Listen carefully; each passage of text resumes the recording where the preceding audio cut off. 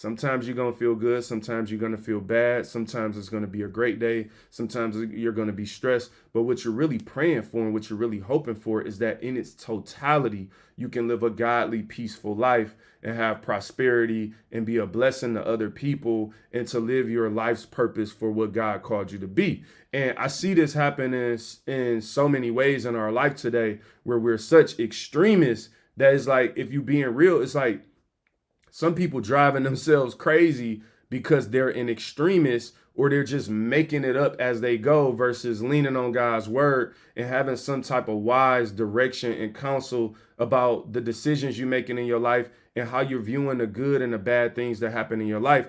I give the example sometimes of people like these days, people are like all entertainment, right? You can, if you count the hours of entertainment versus education, a lot of people's life is nothing but entertainment. And so they don't understand that, well, that's not why you're not producing anything, because education produces fruit. Like when you learn something, a doctor goes to school for all those years, they learn something, it produces the fruit of their education and their learning. Now they're a doctor, now they're licensed, now they have their own practice, now they make a lot of money, now they help a lot of people. That's through a lot of work in education. And what the world we live in today, if we being real, a lot of people just want the results and the fruit, but they don't want to plant the seed. They don't want to water it. They don't want to tend to it. They don't want to pull the harvest. They just want the fruit. And it's like, bro, if you live a life where you're doing nothing but entertaining yourself, but not educating yourself, not developing and self-development, not learning anything, then you are not going to be able to sustain even the blessing that God gives you. Now, you got to ask yourself, do I want to obtain something or do I want to be able to sustain what God gives me? Some of us are focusing on obtaining so much. We just like, I want $1,000,000. I want $100,000. I want to make this. I want this. And it's like, all right, bro, you talking about obtaining, but you need some education. You need some substance to sustain. Like obtaining is just part of it. And I see that with a lot of people when it comes to like relationships and stuff too. People just like, oh, you want to obtain a husband, obtain a wife, you want to obtain somebody to date or whatever it is. And you just, hey, if you want to obtain me, you got to bring A, B, and C to the table. It's like, bro, y'all spending all the time on obtaining. And I'm just like, who's going to talk about sustaining? Who's going to talk about once you there? Because the thing that gets you something ain't the thing that keep it. That's just not how life works.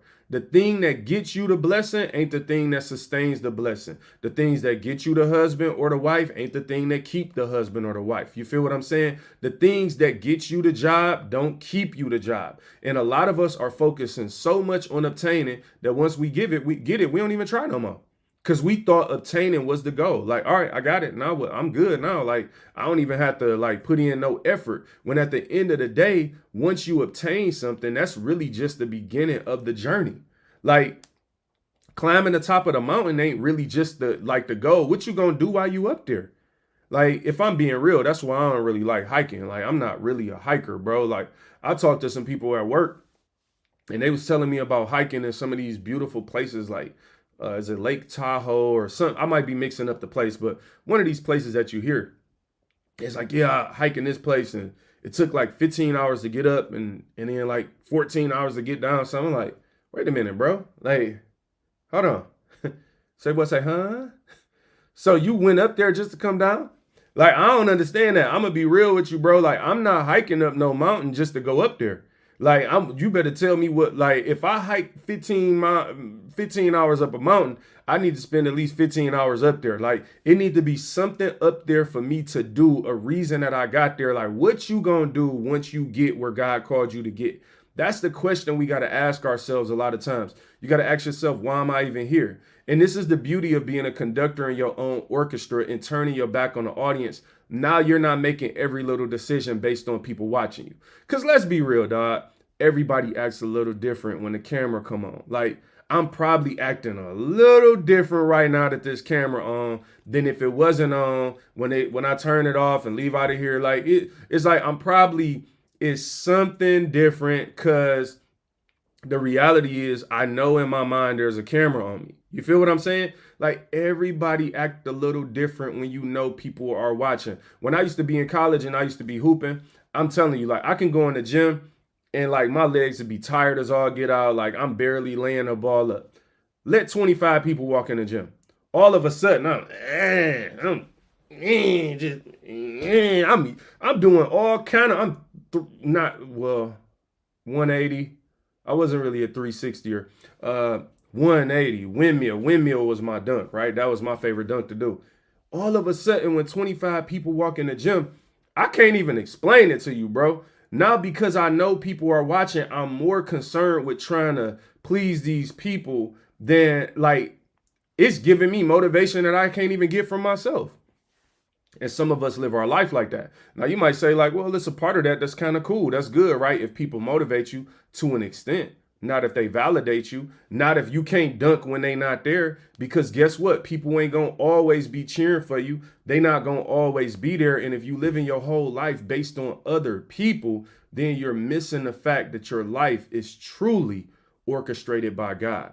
That means that no matter what highs or what lows you encounter, that God has a purpose for your life and that you shouldn't give up based on how hard it is today. You shouldn't quit based on how hard it's been this year or this month. And it doesn't mean that it hasn't been hard.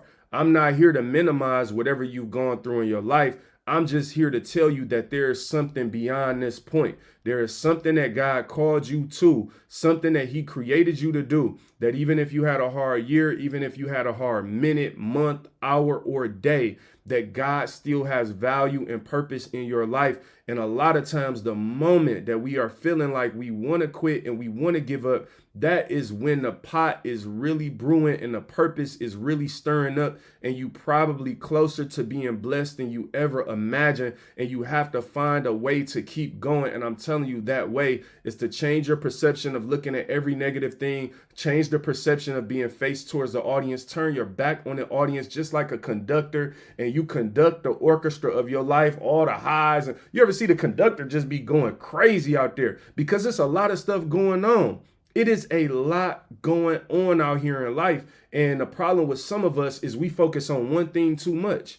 And you focusing on that one high moment too much that you think you the man or you think you that girl, like, and you like, that's why they say pride comes before a fall. Because at the end of the day, when you start being so prideful that you think it's like, you think it's just you and you think you can never have a low moment and you so great, and then that low moment hit and it mess you up. Or sometimes that low moment is there and you too focused on that one part. Watch an orchestra. I'm telling you, just watch the conductor in the orchestra. They're not too focused on one part. They're focused on how everything comes together to create the beauty of their life symphony. Your life is beautiful. There is a story for you to tell. There is something that people can get from your life if you focus on what God created you to do, who God created you to be. There is purpose in you. Even if you can't see it, you can't give up till you find it, because once you find it, somebody else gonna be blessed by it, and they gonna be telling you like, yo, like, you blessed me, like, oh my God, you inspired me, like, you are so dope. And it's gonna be hard for you to believe because you gonna be understanding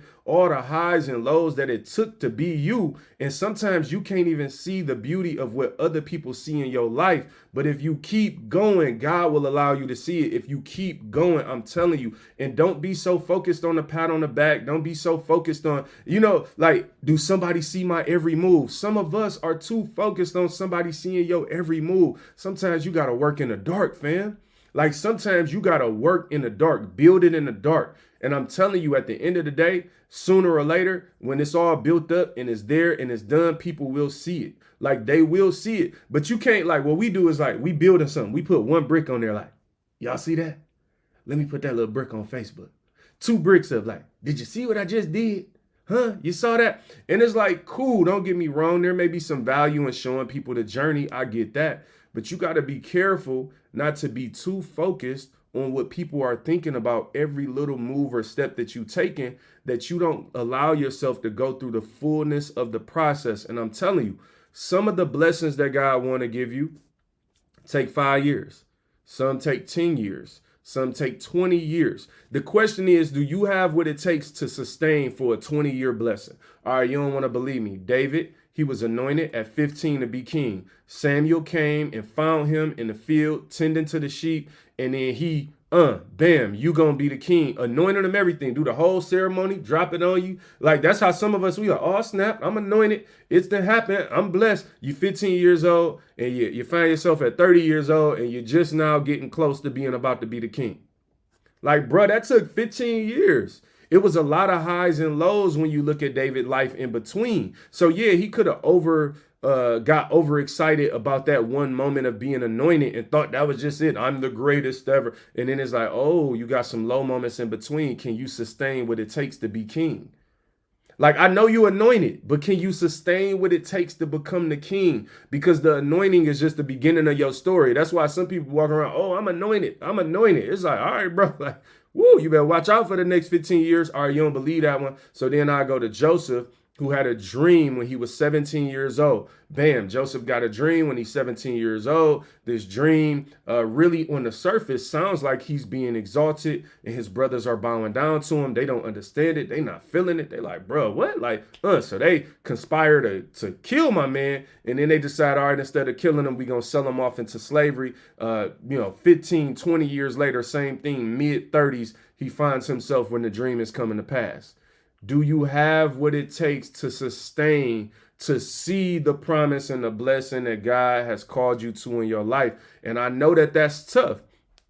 And a lot of people ain't trying to hear that. You know what I'm saying? That's just like, that's the thing. Like, I made a decision when I created this podcast. Like, I ain't trying to go viral. I'm not trying to say or do stuff that just sound good to make a lot of people like me. I'm trying to tell some small group of people the truth. Like, if I help a couple people, if I help 100, I ain't worried about 1,000, because those 100 will go help one. And all right, there we go, 200. And then they'll go help somebody. What I'm saying is that at the end of the day, sometimes this stuff don't sound that good. Like, it really don't. It don't sound good to tell somebody, yo, it might take 20 years for God to fulfill the promise that is in your life. But that doesn't mean you're not going to have wins in those 20 years. And I think that's where some of us miss the whole point of the story. Is like, yo, just because something takes a long time, it don't mean it was just good on day one and it ain't going to get good again for 20 years. It means, no, you got the promise of day one.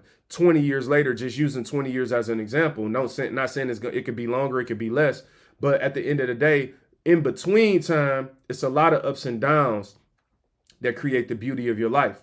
And some of us want to look at the life and just say, all right, David was anointed to be king and he was king. That sounds good when you just say it like that.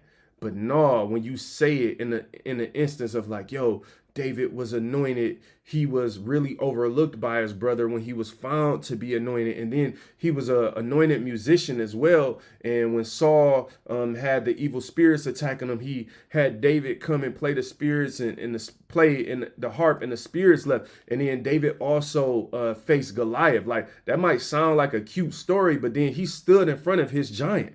And that's the thing, like, a lot of this junk sound cute. We be quoting this stuff because it sound cute. But it's like, do you have what it takes to stand in front of your giant in order to get to be king? We ain't even got to the king yet, and you playing music for the current king. Now, how you think that feel? Yo, you just told me I was anointed to be the king. Now I got the current king calling me to play music for him. Some of us too good for that. Some of us like, nah, bro, God told me I was anointed. I'm trying to skip to the anointed part. Then you got the king trying to kill you. All the ups and downs of David's life, and then he becomes king. And even once he became king, he had ups and downs. So what am I saying? Life is full of these ups and downs, but it's up to us to keep our trust and faith in God along the way, because our lives are truly orchestrated by God.